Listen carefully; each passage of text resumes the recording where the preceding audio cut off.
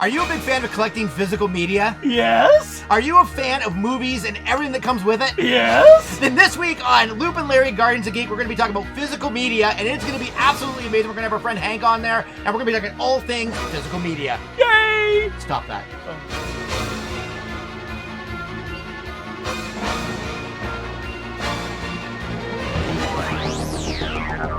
In a world filled with intergalactic space battles,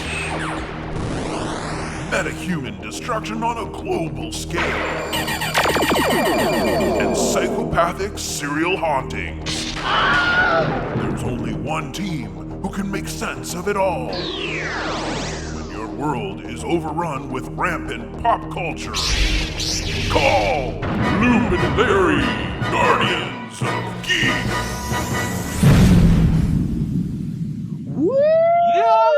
Yeah. Explosion 62. That's right. I can't believe how 62 episodes is wild. I know. We're getting way better at this every week. At some point we'll really actually be professionals. I don't know when that will happen, but I'm sure it's I don't know. Anyways, I'm Loop. And I'm Larry. And this is Guardians of Geek, and we have a special episode today. We're going to be, we have a special guest named Hank on, and we're going to talk physical media today, like collecting movies. Essentially, is what we're really focusing on today, because we all have movie collections. If you're a geek at all, you probably have some sort of movie collection, whether it's very specific, like sci-fi, or kind of like ours, where you have a little bit of everything in there, and maybe even specialty movies and box sets. And we all have that. And Loop and I have been collecting together forever, since the mid 90s. I have collections of Star Wars action figures that Loop forced me to buy back in the 90s, because he knew that I would, and I still have them, but they're part of my collection. So we know this collecting thing. We've been doing it a long time. I remember you'd be like, I don't know if I should get that. And I'd be like, oh, I don't know. It's not going to be there next time you come. And then you'd get it. Yeah, I got it all. I get it. And it's still sitting in a box somewhere. Yeah, but sure. But our collections don't come anywhere near our special guest who's on today, Hank. We went to visit his abode earlier, and he's been collecting for decades. And he's got a collection of over 7,000 movies and collectibles, and just the most incredible thing we'd ever seen. So we wanted to share that with you, because this is what collecting is all about. All right, and if we're going to talk about physical media, we have to have the one man that I know that has more movies than I could ever imagine. His name's Hank. He's here with us today. Hank, yes. Larry and I went through your collection today, and we're still talking about it. How did you get into collecting this? Movies, I guess, just because I like movies so much. But then, starting with VHS and then moving to DVD. I remember specifically buying my first DVD in 1999 or 2000. I was just such a movie fan that it was just such an obvious thing that I could buy movies to watch at home anytime I wanted. It was so cool, so obvious. And then just transition, from DVD to just upgrade to upgrade to upgrade, right? Everybody knows that. Yeah. Do you remember your very first DVD? Yeah, it was Fight Club. Oh, interesting. Oh, really? Yeah, That's interesting. Yeah, I still have it. My first DVD ever was Hannibal. Nice. And I actually bought it before I owned a DVD player. Nice. Yeah, I bought Fight Club and the player at the same time. I went to Future Shop and bought them both. I'm like, I'm switching over to DVD. Excellent. Yeah. So you've sort of worked in the physical media industry for so almost. How did that help? Was that a problem? It was for sure. I mean, that helped, right? Because I just had so much access to movies all the time. But I mean, I was already a collector with that mentality going into those shops. So, being, shopping at those kinds of stores before I even got a job at one, and then getting a job was just paradise. So we were talking this morning when Loop and I came and sort of visited your collection. I don't even know what to call it. It's heaven is what I like to call it. Yeah, movie heaven. Movie heaven. Hank Flicks. Hank Flicks. Hank Buster. Yeah. We were talking just about collecting in general, and just about how you can't you can't just be a collector for a short period of time. You're either a collector or you aren't. And I've always had this theory, and it's just my theory about collectors and about why we do what we do. Loop, I think I might have told you this before. I firmly believe that collectors are directly descendant of the prehistoric hunter-gatherers. Oh, okay, yeah. We're the members of the tribe who find things and bring them back to the tribe and keep the tribe going and keep things interesting, and that's who we are. We're the ones who are constantly looking for the next thing to bring home. I like it. That's a good theory. I totally think that we are the direct descendants of the hunter-gatherers. This is the modern age of hunting and gathering is collecting. Totally, I'll take it. I like that. Except we're bringing stuff back then. They were bringing stuff that nobody wanted. Like everybody, we're the only ones that are interested in it. Well, yeah, that's right. That's right. It's evolved a little bit since then. Look at this 4K special edition of this movie, and everybody's just like, "Cool." Nobody, right. Nobody cares. Nobody but us wants. but I really think so. That's what we were talking about. Is that there's always another thing to collect. Like you've got your one thing, and then you finish that collection, then you move on. So tell us about this collection. So we've been talking a little bit about it now. We need to show people what this involves. So tell us a little bit about your collection. Yeah, I mean, they just have such a wide range of interests that it's all over the place. So there's so much to collect. Like I love art films, so Criterion Collection, that really helps. And but I love toys too. So figures. And the focus on Batman for sure, because I've just been a Batman collector for as long as I can remember. That's where my collecting started, was collecting Batman toys as a kid and comics and stuff. So Batman's just never left the collection. And then just all over the place. Who doesn't like TV shows? So I collect cool TV shows that I like, right? Horror films. So it's just all over the place, but so many different varieties of collecting that I'll just never run out of stuff to buy. And you actually have created a room in your home, or a space. It's not even just one room. It's sort of bled into a couple of rooms. So how did you go about doing that? Well, first when I started this room, it's all fit in here for the most part, but luckily my partner lets me bleed it over into the other rooms. It doesn't really bleed too much into the upstairs. But a little bit. There's a couple things. There's a Godzilla poster, Larry, you would have liked. Perfect. Upstairs. But for the most part, it stays down here. And you custom built shelves to hold this massive collection, and it's the craziest thing. It literally is. When Loop and I walked in, we were like, it feels exactly like walking into a Blockbuster or a video store back in the day. So how many do you think you have DVD, like physical media? Total now is over. I think it's over 7,000 like titles. Wow! So, but that's with films, short films, TV shows, like everything. But yeah, it's well over, I think, 7,000 now. That's crazy. That's so cool though, because you walk in and like when you have a collection of something and you're like so proud of it, but then we see your collection, we're like, oh man, I got a long way to go. I got to start working at like a music store or something, or like a video store. It helps. It helps. But I see collections online that I'm like, oh man, this guy's got me beat. But not very many though. No. But the cool thing about connecting with other collectors is that you learn from them about things that you didn't know existed. Yeah. You were showing us parts of your collection that I had no idea were even available and aren't available anymore. There was like a Galliano Del Toro set from Criterion that is just like the most beautiful thing I've ever seen, and I didn't know it existed, and apparently now it's not available. Did you look it up? Can you find one? No, I haven't yet, but okay. I'm sure eBay probably has one, but now the price is going to be astronomical. Yeah, exactly. Yeah. But I think that's part of the cool thing about talking to other collectors, is that you find out what they like, and if there's connection there, then you learn about other things that you can collect. Totally. That's my favorite thing to do, is when I go to someone else's house, if they have a collection, to look at it. That's all I do when I go to my friend's house, Justin's house, and just right away I just go to their collection, records, movies.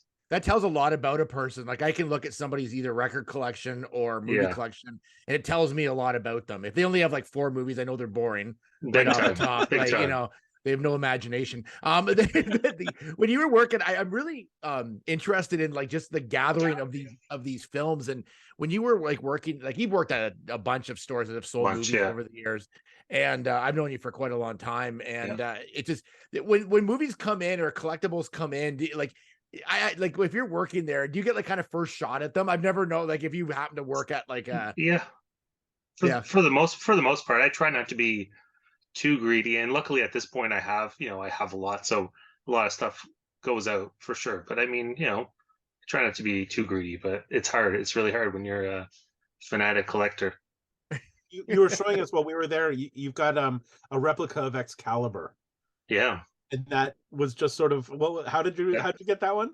That came into the shop I worked at one time. This guy brought it in. I don't think he brought in anything else. He might have brought in some like CDs or movies or something like that. But I also had an Excalibur sword, and I was like, sure, I will buy that off you, no problem.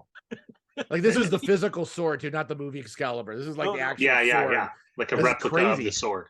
So it didn't even see the sales floor. Like and like we wouldn't have normally have bought something like that because we wouldn't have done like collectibles like that.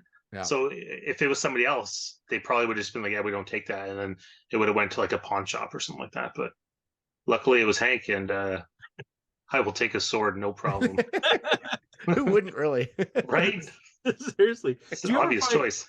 Do you ever find that you go through your collection and like narrow it down? Like, are there any? Like, do you go through and say, okay, I don't need this anymore. I don't need this anymore. And for sure. Oh yeah. Throughout like the past, 20 years of collecting, I've definitely like purged. There's been moments of like purging, but then I guarantee you there's movies in here that I've bought more than once. Yes. You sell it years ago and you're like, man, I could really, really want to watch that one again. And then you buy it again.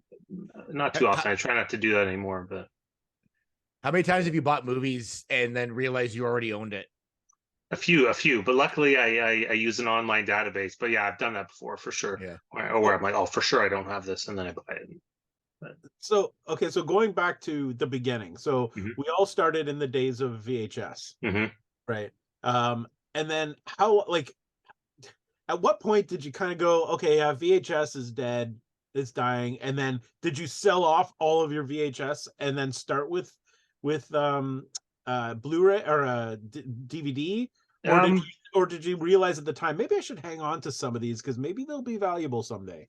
No, I was like, I think I kept most of them for the most part at the time, but then slowly started to replace them. Like, so if I got whatever Alien on DVD, I would get rid of the tape and be like, I don't need this anymore. I would just donate it or something like that, or maybe sell it if I don't know. I'm sure I could have sold it at the time if someone was still buying VHS, but for the most a lot of them, and then just go from there, and then replace. Exactly. That's the one downfall of the collector is, at least with physical media, is that there's always sort of the next step. Like when we got the Blu-ray, we were like, this is it. That's the peak. Yeah.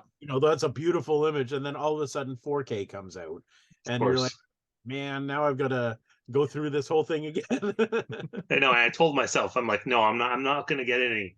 But then the moment Jaws came out on 4K, I'm like, all right, I'm getting Jaws, obviously. And then, I try not to get everything, but if I do some reading and reviews and, see what people say about the picture. And well, and that's a big part of it for me is me too. Packaging. Oh, big time. And Loop and he knows that I'm a sucker for packaging. You love a good package. Okay, maybe I should re-say that. You love good packaging, I guess is what I should say. The worst is when you buy they'll redo the covers for movies, and so they look really cool. And then when you take the slip case off, it's the same one you already have. It's like they just put a new cover on it. It's like a new slip cover. Yeah. You see a lot of that go through. Like you've probably seen a lot of different like versions of these movies. And how many of these versions do you need to own, like depending on the covers? Or big time. But that's even part of my crazy collecting is like, I collect editions of The Thing. I think I'm almost at 20 different editions. So but of the one movie of The Thing. Yeah, there's just the movie The Thing, 1982, John Carpenter. Yeah. And these are not different versions of the movie. These are different versions of the packaging. That's it. It's just Yeah. different versions of Yeah. the Steelbook and regular and blah blah. But It's true, um, and they know that the people out there who do this, they know oh, that totally, the totally. collectors Yeah, will go nuts for that sort of stuff. that's right.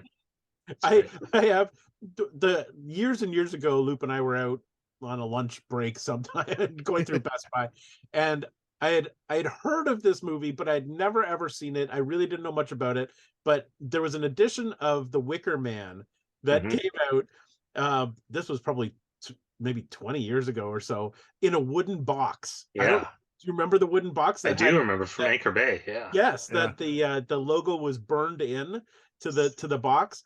I'd never seen the movie, but that was some of the coolest packaging I ever saw, so I had to buy it. And it turns out that it's course. one of my favorite movies now. I love But The Wicker Love- Man. yeah, love that but movie. it was literally the package. I'm like, that is Yeah. such a smart marketing move. I know. Put it in something unique. I had that edition at the time, and I wish I still had. I wish I kept that one. That was a good one.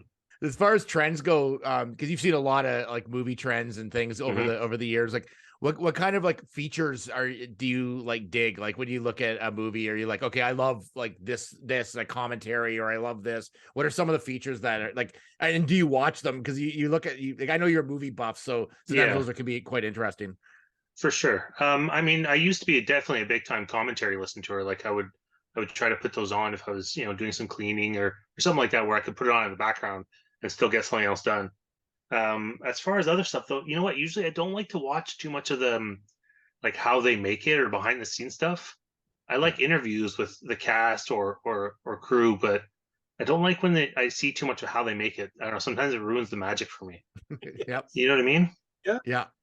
Absolutely. Yeah, Commentaries for sure. I'm a big fan of a good commentary. yeah.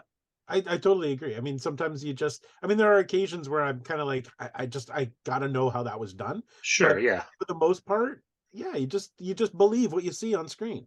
That's That's what right. makes what makes movies so magical. Absolutely. Sometimes I don't need to know everything. Like, I like the magic.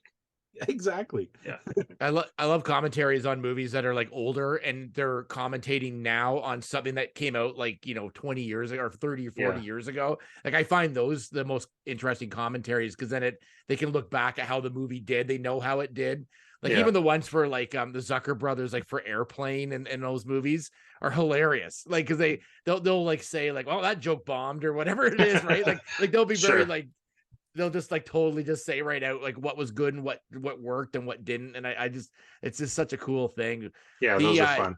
Yeah, they're just such a cool. I like that feature. I feel like that feature are they still doing commentaries or is that sort of a done No. feature now? Not a lot. Honestly, you don't see them a lot. Even Criterion, known for heavy features. You don't see a lot of commentaries anymore.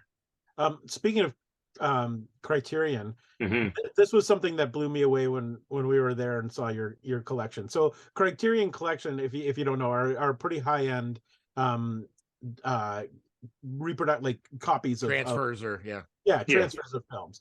And they have nice packaging and all of that, and they've numbered all of their collections. So each one that you get has a spine number, and they're always listed as spine number 1, spine number 300 and whatever. Like I feel like you probably have more of these actual numbers than any living person right now. It took up an entire wall of behind me. that right there, right behind you. It is remarkable. So my question is like, because Criterion is numbered, Hmm. like have you gotten your head, okay, I need to have all the numbers, or are you literally just getting movies that you like, or Well, at this point, it's more of like I just get them all because I need to have them all. But when I started collecting them, it was mostly just getting the ones I'd want to see. yes, But honestly, like out of the collection I have them, I may be like 50 short, and I've seen, I'd say like 90% of the movies in the collection. wow. There's only like honestly, I could only pick out maybe a dozen of them that I would never watch again. really. For the most part, it's the best. Like these are the kind of movies I like to watch. They're the most rewarding for me. But Yeah. Yeah. And do you know what number they're up to, by any chance? I think the newest one is like 11. It's almost at 1200. 1200, and you're only 50 or 60 short. Yeah. Like that just blows my mind. I don't know if I you mean, see, but yeah, but I've been buying them honestly. Like I was buying them since before they were past even 100. So like it's been a long time. Like Yeah. Does Criterion come to you when they're looking for old movies that they may have had I to look for their wish, library? I wish, they I should. wish. Criterion owes me something for sure. Oh, for sure they do. Come on. Do you have other collections like that? So Criterion is a numbered thing. Do you have other Other collections numbered ones? or Yeah, that sort of thing? yeah. There's a couple other ones like if you put a number on the spine, I'm in. Well, that's So yeah, like the Shout Select series, I Yeah. have most of those. I think I still need a few, but those are really fun movies too. I mean, it's mostly like cult classics and stuff like that. But I collect the Mondo Steelbooks. oh yeah, Are you familiar with the Mondos? I collected them for a bit. I got up to a bit and then I had to stop.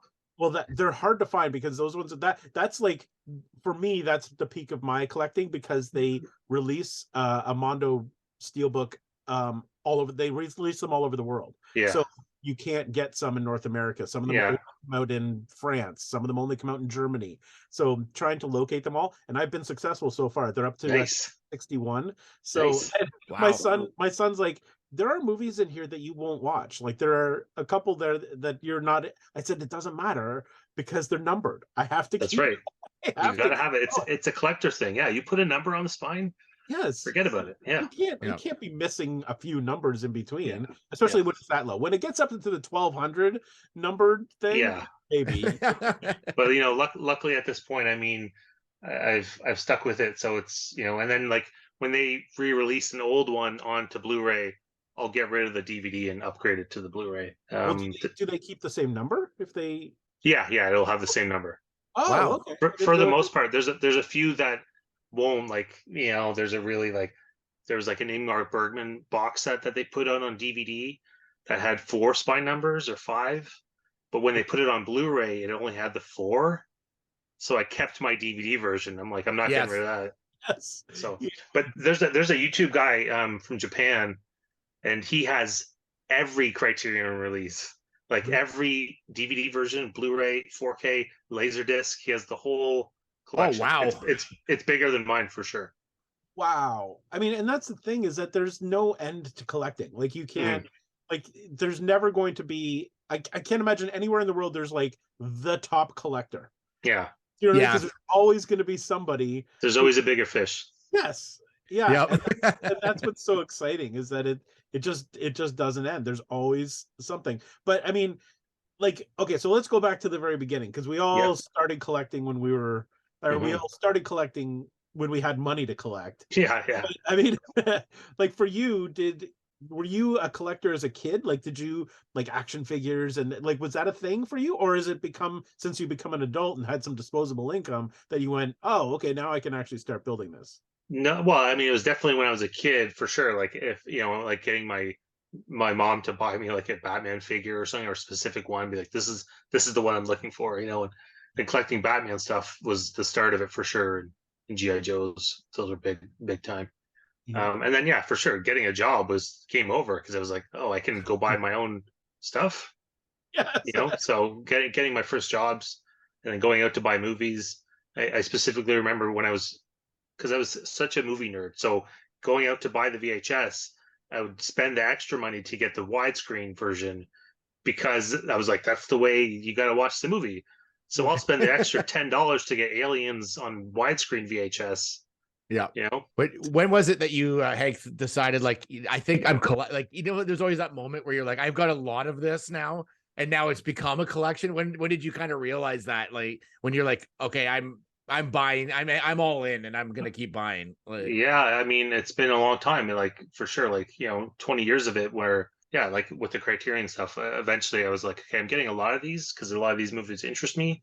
And then when they used to put a little catalog in their releases that had like like a 10-20 page catalog, I would look through the numbers and read these titles, and then it'd be like, anytime I would be caught up, kind of, I would splurge and get a new movie that I hadn't seen or didn't know much of, and take a chance on one. And for the most part, they pay off. They're always interesting films. So How often do you watch movies? Because you have so many movies. Like Oh. I don't like how when do you find time to watch them? Like how do you have like ones where it's like every night, like Thursday night, I'm gonna watch two, or how do you do like how do you fit it in? I just try to cram in as many as I can, Matt. I mean, you see, I'm sure you see the letterbox how many movies I watch. So Yeah. yeah, I just try to cram in anytime. I mean, it's a pastime we like to do here at our house, right? Like we all like watching movies, and the family is always coming to me to come up with the big movie of the night or suggestion. I mean, tonight's going to be No pressure. Fableman. So yeah. Yes. Yeah. Do you have a cap when it comes to buying movies? Like, what's too expensive? Or Well, have you I mean, run into once it get that's the thing. Like once it gets into this game of where they're out of print, and you go online and people are selling some of these movies for crazy prices because of the collector market. But it's like, you see some listings for these movies that are $300-$400. Like, come on, it's getting a little ridiculous. It's getting crazy now, with these slip covers, and people will literally just buy like a Shout Factory slip cover without the movie. But What? Oh, to yeah, to dude. put on their own movie or to No, it's just the slip cover. Like they just want that slip cover because you can't get that thing anymore. It's like, Really? Anyway. It's I mean, that's the thing, is that everybody's got their thing. That's Yeah. what's so fun about collecting, is that Sure.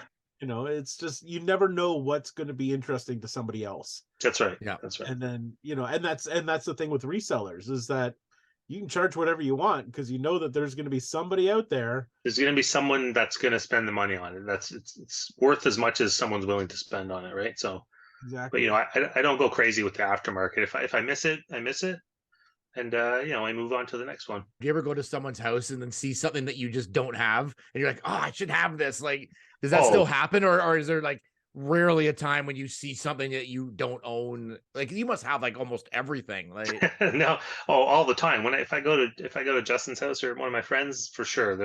I'm always seeing stuff I want. It's never ending, Matt. So I many know. movies.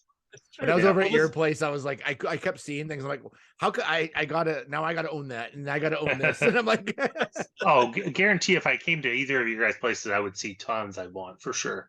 Yeah. For sure. Well, and that's the thing. Like, I mean, 7,000 is a massive number. It's huge. Yeah. But Yeah. you think about how many movies there are. Yeah. There, and in different countries. Like I said before, I mean, like some films aren't released in North America. They Yeah. have special editions in Japan or Yeah. places like that you don't know even exist. Yeah. So there will never our entire lives will go and we won't have collected everything we want, because Absolutely. It's just it'll be a forever thing. have you seen trends in, like, having worked in stores for so long? Have you seen trends in like the collectability of movies? You know what I mean? Like, has there been a time when there's like no one really seemed to care, or was there a time when all of a sudden you're like, oh man, in 2000 people really started to take notice of or even the companies themselves, did they start going, you know what, these are collectible, we're going to start to really push our films and stuff?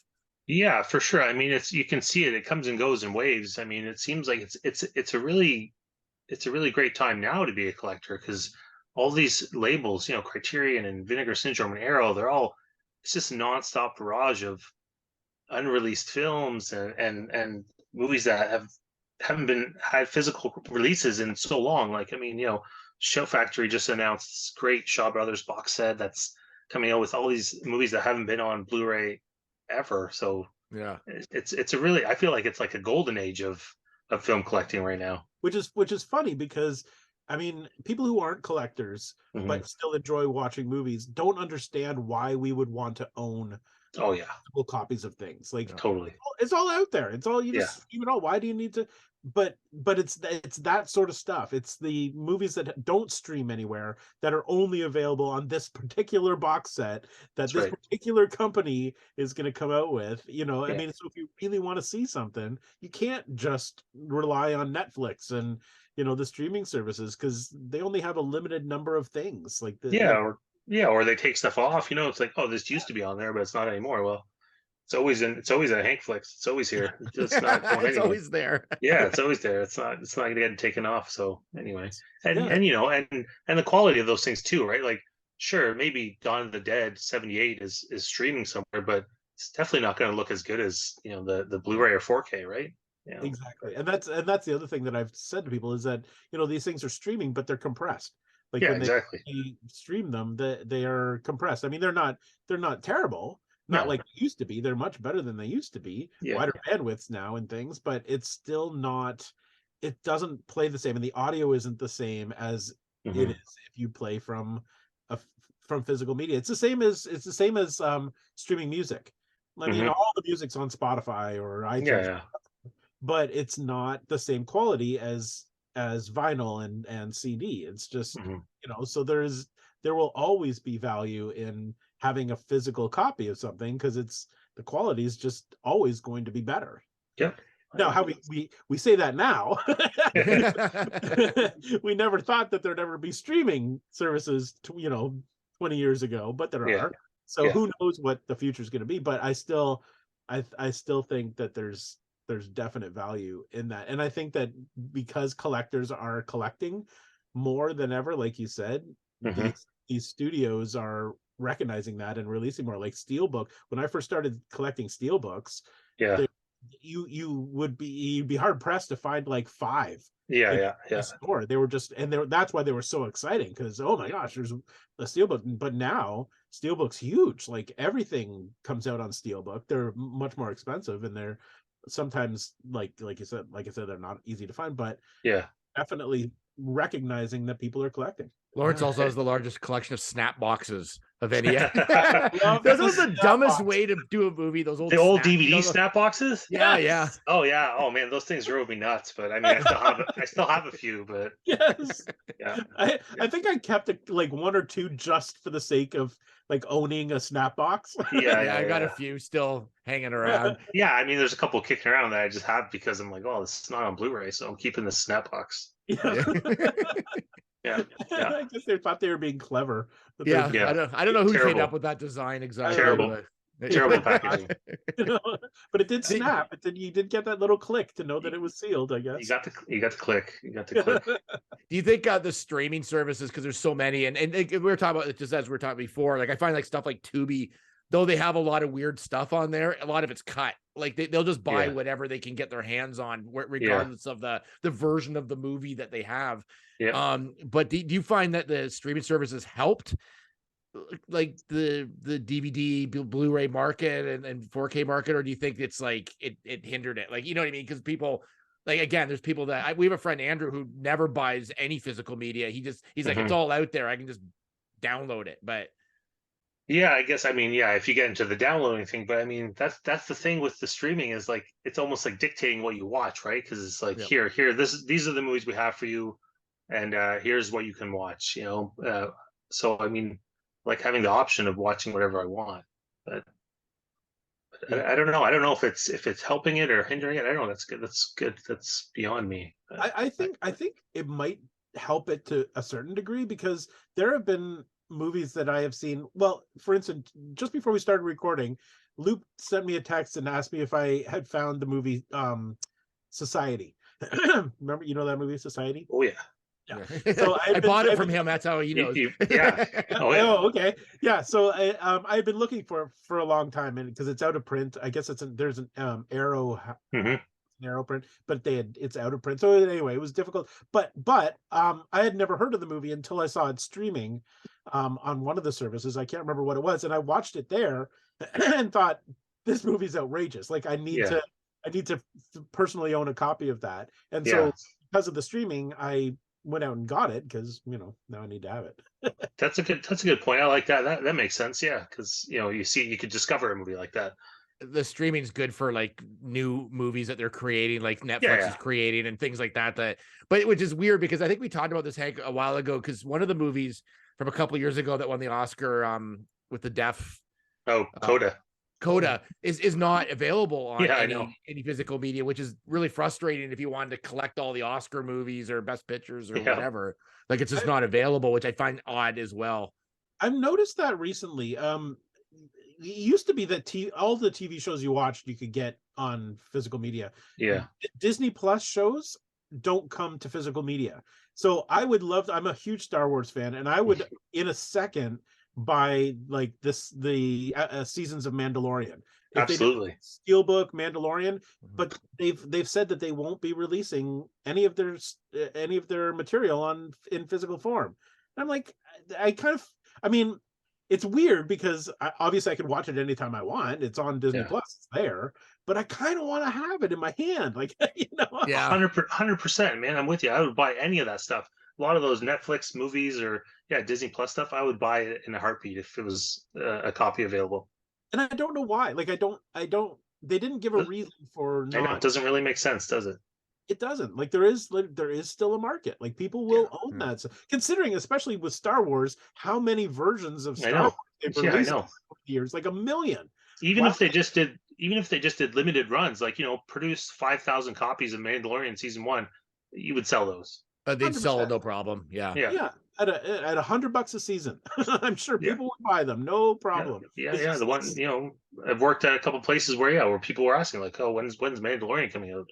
And I'd be like, sorry, it's not coming out on Blu-ray. You're out of luck. Seriously, Get Disney Plus. Yeah, you gotta get Disney Plus. I was at a Comic-Con and someone was selling, I think it might have been the Mandalorian season 1 and a couple of the Avengers like shows, like the Marvel shows. It was just their own created versions of them. And it looked like the packaging looked amazing for them. Like it looked really cool. Oh yeah, I've scoped them out online. Like you can get some really nice bootlegs and they look great. Like the disc has art on it, it's everything. It looks like looks just as good as anybody would produce it, but I know they're pretty expensive though. But yeah. Well, do you have any bootleg movies? Do you like? Is that like a market that's like?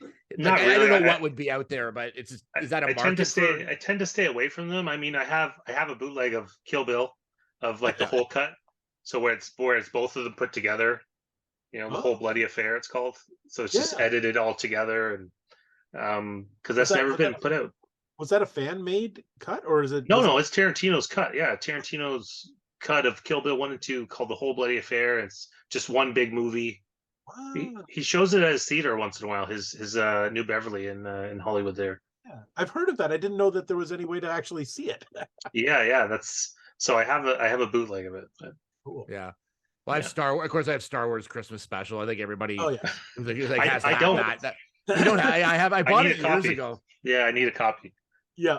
but it's true. I mean, and that's I think part of the point is that people still love physical media enough that they'll even buy crappy bootleg versions that have artwork because nobody else is offering them. Like if the studio offered them, we'd buy them, but they're not. So we're ripping them off.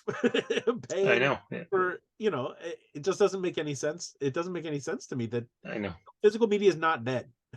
No, I know. But apparently there was a story. I haven't read the whole thing, but Disney apparently is looking into going back into physical media, like getting back into that game. I know they still release stuff, but not everything. So anyway, I read something about that they are thinking about going back to that. So we'll see. I'm all in. Yeah, me too. Yeah, for sure. Now put me on that mailing list because me too. I will purchase it. Looking, I guess, into the future, like where do you hope your collection's gonna go? Like how much further can you go with it? Like as far as do you have enough rooms in your house? Is the question. Well, that's the thing. Like I try to keep it contained to this room. So I don't know how much farther I can get. Like I said, I was gonna build another shelf on the other side. I think I'm pretty inventive with shelving and storing the movies. So I think I can get away with another couple thousand at least. I want to hit that. I want to hit that 10,000 mark at least. Oh, that would be awesome. That'd be amazing. Right? Yeah, for sure. Didn't you were telling us earlier today that you could be considered, technically your collection could be considered a library? Yeah. I think if you have a certain amount, it's like technically it's a library's worth. It doesn't matter if it's like books or films. Yeah, so you could literally register your basement as a library. You should. That's a good idea. Yeah, probably get government funding and and then I could buy more movies. Exactly. Yes, that's right. Man. Yeah. With the library, though, nobody's allowed to come lend. I mean, I lend movies out once in a while, but not very often. But yeah, I thought I was going to ask because I know I've lent movies out before, and they inevitably they all go missing. I don't know if I've ever had a movie returned to me. To be honest, maybe one or two.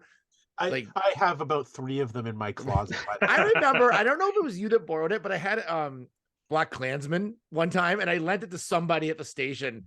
And like when I used to work at TV. And so I lent it to them and I kind of forgot about it a bit. And then I saw somebody else walking through the lobby with it. And I said, oh, I own that movie. And they go, oh yeah, I think it's yours. So someone else lent my movie to them, like without even saying anything. I'm like, I ended up rebuying it at some point because it was like, it was just gone.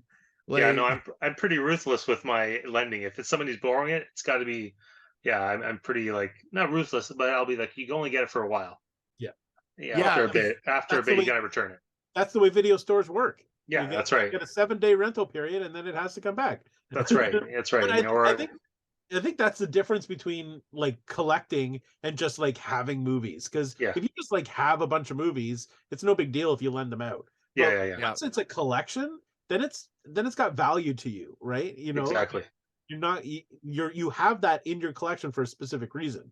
You don't want to lend it out. Like my Steelbook collection, I will never ever lend out a Steelbook because they have to be pristine. I don't want it to come back with a dent in it. I go so far as when I lend a movie out, the disc just goes in a blank case. Yes.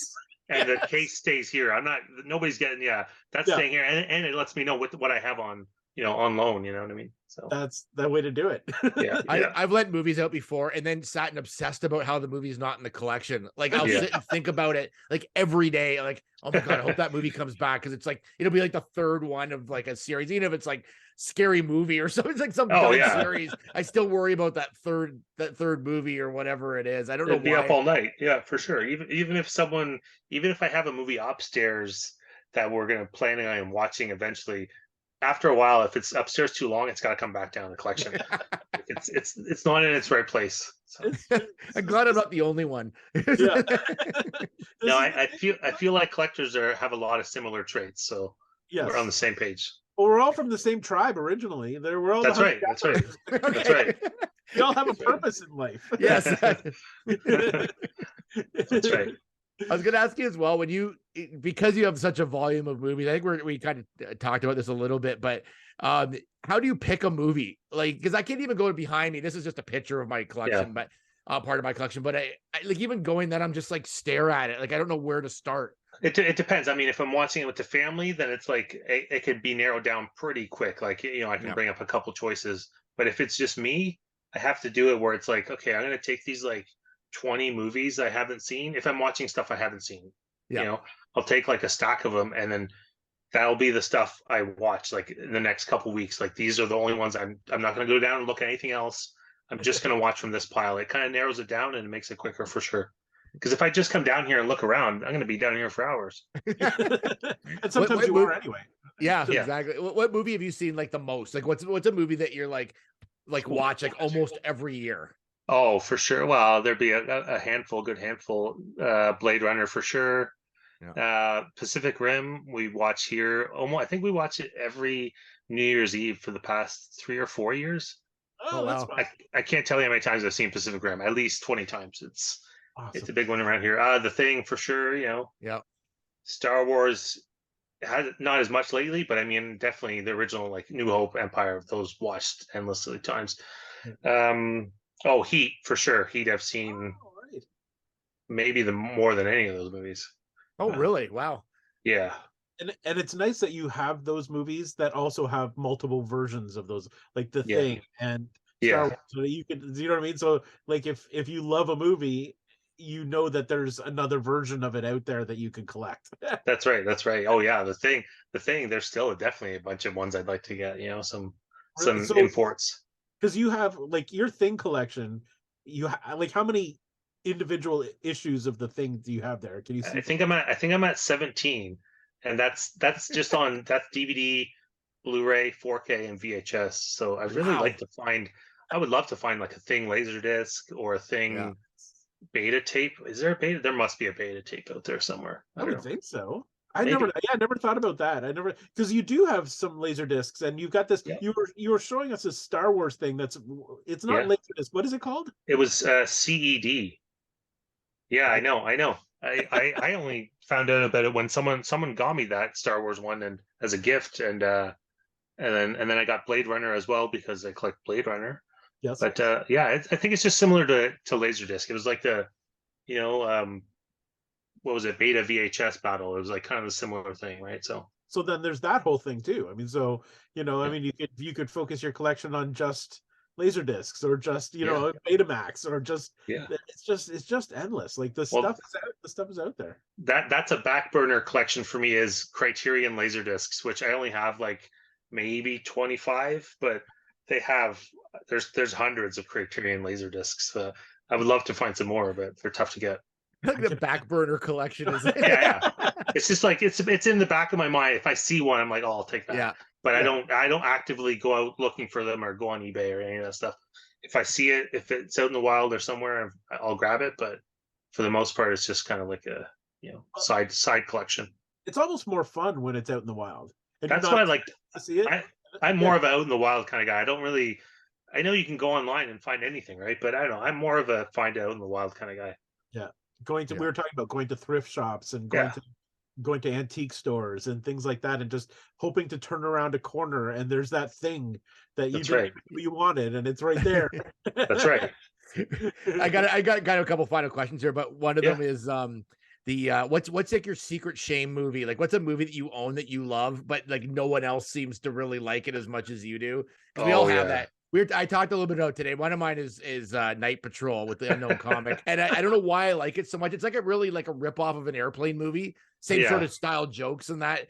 Not really overly funny, but I watched it a lot as a kid on like Super Channel or one of those. So I just ended up loving that movie, but no one else likes it. I'm like the only person, but I'll give it a good plug. Yeah, I definitely have a bunch of those. One of them would be there's an Italian ripoff Jaws movie called Cruel Jaws, but it was released also as Jaws 5. Really? Okay. Obviously Spielberg and Universal weren't having that. But anyway, it's not a good movie, but it's so fun to watch. There's even a part where they use the Star Wars music, but they change like one note, so it's not quite the Star Wars theme. I love that. But anyway, even so far as that, the company that put it out on Blu-ray, they did it with a slipcover that says Jaws 5, and they only had it for a while. Then it got pulled because obviously Universal was like, you can't put that out. Yeah. But did you get it? I have the Jaws 5 slipcover for sure. That's awesome. So yeah, there's definitely a handful of movies that I'd like that I could show people and they'd be like, why are you making me watch this? But again, that's part of the collection. It's stuff you love. Doesn't even matter if anybody else likes it. It doesn't matter, it's important to you for some reason. Yeah, and I mean that's the thing. Like, besides me being just a giant collector, like I love movies. Like, I can't imagine movies not being a part of my life. They've been a part of my life for so long, and besides being a collector and having all these movies, I watch them all too. It's not just like I don't just buy them to have them. I'm a rabid film watcher, so that's it helps. Absolutely. Yeah, what's your Letterboxd? Like, if someone wanted to follow you? Yeah, I think it's just Hank 82 or Hank. Yeah, I'm pretty sure it's just Hank 82. Let me look it up too while we're talking here. Yeah, sure. Yeah, I just discovered Letterboxd like last year, and it was like, and it's awesome. I love it. Like, so for those old people in the room, tell us what Letterboxd is. Okay, Larry, we will. You want to do it, Matt, or I can do it? Yeah, sure. Well, you can do it because you've been on it much longer than I have. It's just a social media app for movie fans and movie lovers to log what you watch and see what your friends are watching, because you can follow people and see what they watch, and you can rate stuff if you want or not rate it. Some people don't rate the movies, and then you can make lists and it's endless movie knowledge. Like, I don't even use any other app or website for a movie. Like, if someone's like, what was that movie with that guy? Did he direct it? I just use Letterboxd to look stuff up. It's a great reference as well. Wow. Okay. Well, it's pretty cool. So if we're connected, Lawrence, let's say, or Larry, like if I watch a movie, you'll see it pop up.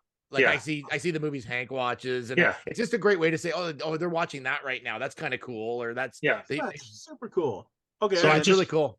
I'm just Hank. I'm on there as Hank, but you'd have to look it up, and you can search, other users, and you'd have to find me, and then you follow that person if you want, if they're a friend of yours, or you just want to see. So that way, anytime I see Matt, I don't have to say, hey Matt, what'd you watch lately? I can just see what he watched. I can just check his Letterboxd. Yeah. That's really cool. All right. Yeah, I'm it's- gonna And, sign and up. my terrible rating system.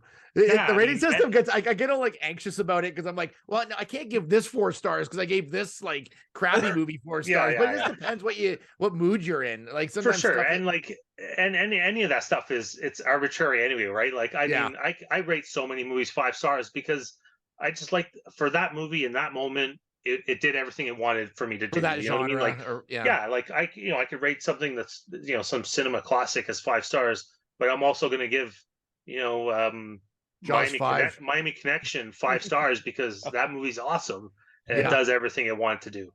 Yeah. So, And that's yeah, totally. So Yeah. that actually is a very good explanation because Loop has always like mocked me for liking everything because I Yeah. I tend to like yeah. I tend to Oh, like I'm it. I'm with you, Larry, for sure. Yeah, I'm like, you know what? I liked it because you're right. That it did for me what it was supposed to do at that moment. Exactly. One of my favorite things you do is it'll be like a director's birthday, and you're the Yeah. only person I know that can do this. You can actually stack up all of their movies. Totally. And go, oh, it's so Oh. and so's John Carpenter's birthday today, or Yeah, whoever it is. here's their whole collection. Yeah. I think I'm speaking of that. Like, I think I'm only missing one Spielberg movie, so then I could do a giant pile of all the Spielberg films. But I'm only missing one movie, so Well, I need- there's your next thing to collect. I right know there. I need to get it. I could get it. It's easily available. I just haven't got it. It's not supposed to be a very good one. It was the one in the '80s called Always. I don't know if you guys have seen that one. It's with Richard Dreyfuss is in it. Yeah. Was there an airplane on the cover or something? I or the think so. poster? I think so. Yeah. Okay, that sounds familiar to me. I've never seen Yeah. Is it. there a mountain of mashed potatoes? Is that the one? Oh, it's a different. Sorry, it's a whole different movie. Got a little mixed up with it. Hank, thank you so much for being on here this week. It was just awesome to have you on, and like I love pleasure. like just to see your collection alone was so cool. I was Yeah. just blown away by the amount of movies. Like, yeah, it makes like mine look like nothing in comparison. Yeah. You know what I mean? But it's like, but it gives me some lofty goals. Yeah, Like, there you go. I gotta Then- raise then- my game now. Yeah, my job is done here. Then That's right. yeah. Well, we were saying too, like I think you said something that was like you said you focus on movies basically primarily, whereas I'm like I collect these. I've got like Yeah. comics next to me. I collect like records and like, well, you pretty much know everything I collect because I've like seen you so many years. He's like, oh, now he's into this now. Yeah. But No, but I split love my it. I money. mean- My money gets split because I'm into too many things, right? For sure. But yeah, if now I might have to hyper focus on movies now. I don't know. Well, I know. I mean, mine used to too as well. Like I used to collect music a lot, right? But I mean, the past 5-6 years, it's just been so many movies coming out from these labels that my Yeah. money goes to that. So Yeah, you gotta narrow the field because Yeah. it can get a little unwieldy if you Yeah. try to collect everything you like because yeah, it's hard. Yeah. so much out there.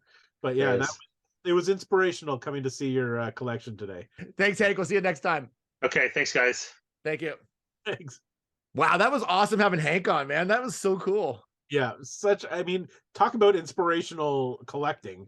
Like seriously, I mean, we both came out of there and we stood in front of his house for probably another 10 minutes just talking about what we just saw inside. We're like, can you even believe what we just saw? Can you believe on this collection? Our collection's pale in comparison. I know. That's the thing. We talked about it earlier, but it's like you think you have a big collection, and then other people come over and they go, "Look at the size of all like behind me. Like, look, all the movies I have are yours." And then you go to his place, and you're like, "Okay, this is like a movie store. It's literally like we showed in the video. If you're watching us on YouTube, it's like a video store in there. I've never seen so many movies that somebody owns. Like, it's crazy." But I love it. Like I love collecting. I love seeing other people's collections. So, I mean, as long as there's something out there that you haven't heard of yet or haven't seen yet, you know that there's something more that you have to collect. Yeah, that's right. never end. I always say you can spend your money on worse things than collecting movies. So there you go. Give me more movies. Must have more. I love it. Well, thank you so much for joining us. Of course, check us out on our socials. And I'm not sure when our next podcast will be, probably in like 3 weeks or somewhere in there. Yeah, so make sure you check us out. And we'll see you next time on Loop and Larry, Guardians of Geek. Bye-bye.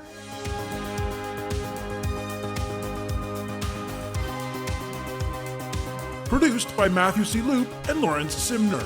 A Loop and Larry production. Bueller, He likes it. Hey, Mikey. Bueller, Bad news. Fog is getting thicker. And Leon's getting larger. Inconceivable. Brian's right. It's an elf. Wax on. Does Barry Manilow know that you raid his wardrobe? Oh, Captain, my Captain. Life moves pretty fast. You don't stop and look around once in a while, you could miss it. Wax off.